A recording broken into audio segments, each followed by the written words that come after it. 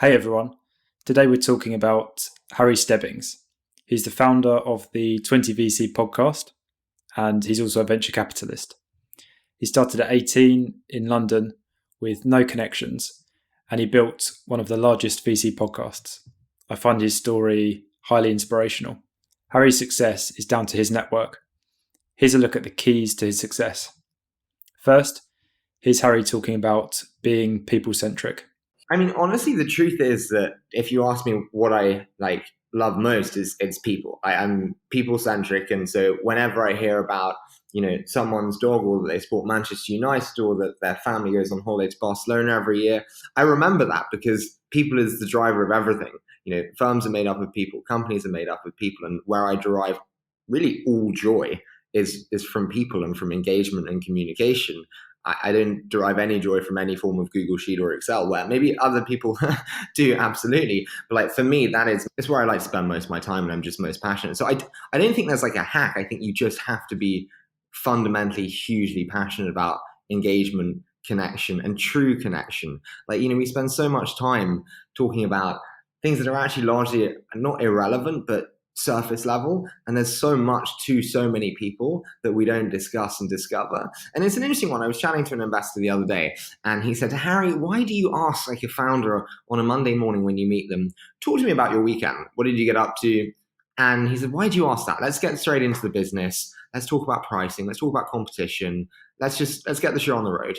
And I said, that's interesting. So I just had a founder who came to me and said that he'd spent 14 hours reworking the code base. There was this problem.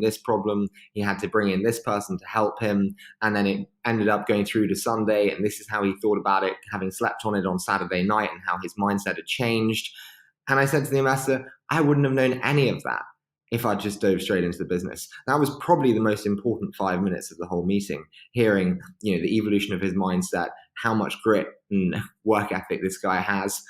And so things like that I just find super interesting, and it's where all of the value is derived, I think. In this next clip, Harry talks about how to build and maintain a large network. But in terms of the expanded network and how you deal with it, you've got to commit to it. If you're going to pursue the strategy, and it's not a nice word to say strategy, but if you're going to pursue this as the way that you want to work, which is how I want to work, people-centric, human-centric, and personality-based, then that is part of your workflow. And you spend less time on email, you spend less time doing other things, and you have to commit yourself to it. Is it easy? No, it's insanely hard. I spend 45 minutes every night DMing every new single follower on Twitter, thanking them for following me. I'll mention something about the city that they're in, whether it's I've been to it, I'd love to go to it, I'd love to run through it, I hear they've got great mojitos, monuments, whatever that may be. Build a relationship with them. The community is incredible. I spend 45 minutes every night DMing new followers personally, which is incredible as well because you meet some phenomenal people doing awesome things.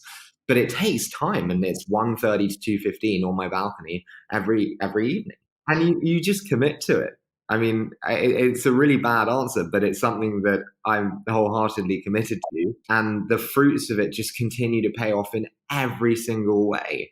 You DM someone and then it transpires to actually, it happened the other day. DM someone, I was doing diligence on a particular company and DM'd him. And then we started a chat, and it turned out that he was a particular thought leader in this given space. And we instantly started scheduling the diligence call, and he was so happy to help me. And he was definitely the single most valuable part of the diligence process for me on this one opportunity. And it came through a Twitter DM completely out of the blue that I did because he followed me that day. Changed the way I think about a market and a company. Now we've covered Harry's system, or how he operates at scale, I want to talk about the traits that make him successful. I love his interview style and the energy he brings. In this clip, he addresses it directly. Yeah, I mean, you say about being blown away by my energy. You know what? It is all about the energy that you bring and the tone that you set in every meeting. I want this to be the best meeting of your day. And the next meeting I have, I want it to be the best meeting of their day. And if you go into every meeting saying, I want this to be that person's best meeting, and I'm going to fucking bring it, then that's a really great motto to live by. And it makes days a lot more fun. And lastly, here's some advice on showing vulnerability to help others open up. This is what makes him such a great interviewer. it's my job to make you feel safe as an interviewer.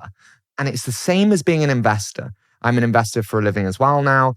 And the beginning of each interview with a guest or investor meeting with a founder, I have 3 to 5 minutes where I have to make you, Daniel, feel safe, feel like you can bring me anything in a completely non-judgmental environment where you can say anything and it is a safe space. I've lost my head of sales. We missed last quarter and I am nervous. I don't know what to do. Great. Okay, we can work with that. That's a real conversation. How do you do that? You got to share some hard elements. You know what? I'm actually really struggling right now. My mother has multiple sclerosis and I find that, quite tough and she's not always great. Oh, I'm really sorry.